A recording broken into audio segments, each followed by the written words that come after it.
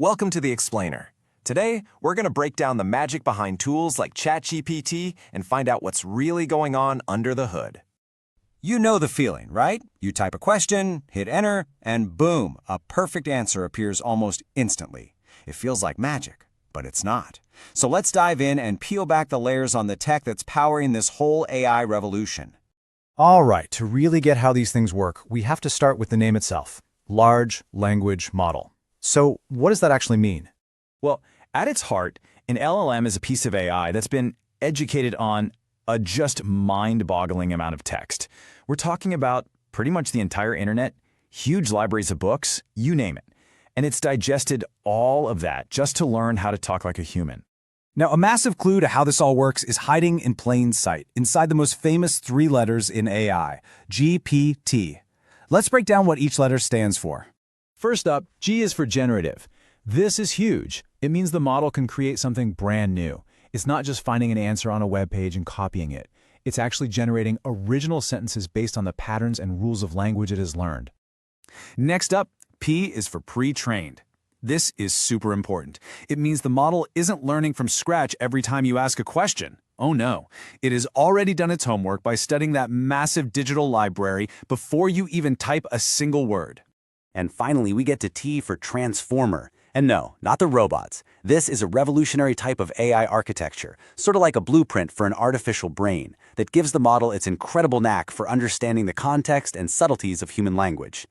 So how does one of these transformers actually think? Well, it all pretty much boils down to two core jobs: attention and prediction. Okay, let's say you give an LLM a sentence like this. It immediately has a puzzle to solve. What exactly does the word bank mean here? Right. I mean, how does a computer program know we're talking about the side of a river and not a place where you go to get money? And this is the truly brilliant part. It uses something called an attention mechanism. See, older models just read words one by one in order, and they'd often forget the beginning of a sentence by the time they got to the end. But attention lets the model look at the entire sentence at once and figure out which words are most important to each other. It sees the connection between bank and climb and goes, aha, I get it. So once it's used attention to understand the context, the transformer's main job becomes, well, surprisingly simple.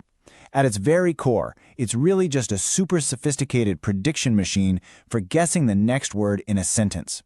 It literally generates text one word at a time. It takes "we finally sat" and predicts the most likely next word is down. Then it takes that whole new phrase, "we finally sat down," and feeds it right back into itself to predict the next word, on.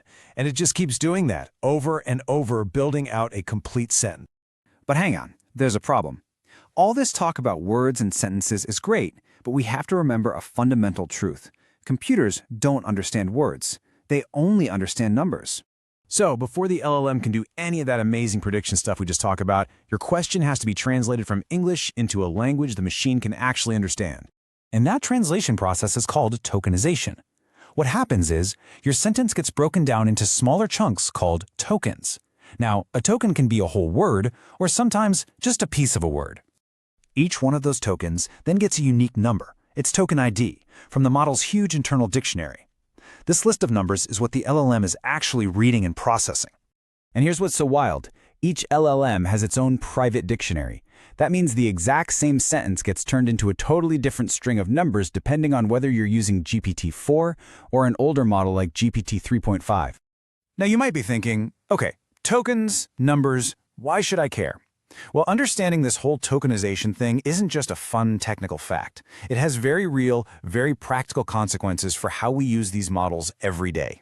First off, it determines the model's memory. We call this the context window. It's the maximum number of tokens it can handle at once. That's both your input and its output combined.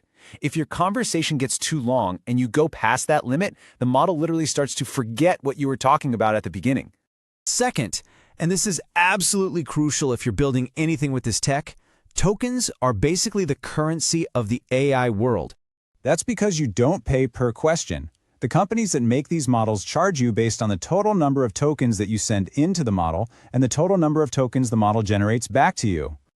Yep, you heard that right. You're paying for everything. The tokens in your question, the tokens in the AI's answer, and even the tokens that are just being held in its memory to keep the conversation going. The whole shebang. So, the next time you're using an LLM, you'll know that behind that simple text box is this whole complex dance of transformers, predictions, and tokens that is changing our world. And it really makes you wonder, doesn't it? Now that you know you pay for every single token, does that change how you'd write your next AI prompt?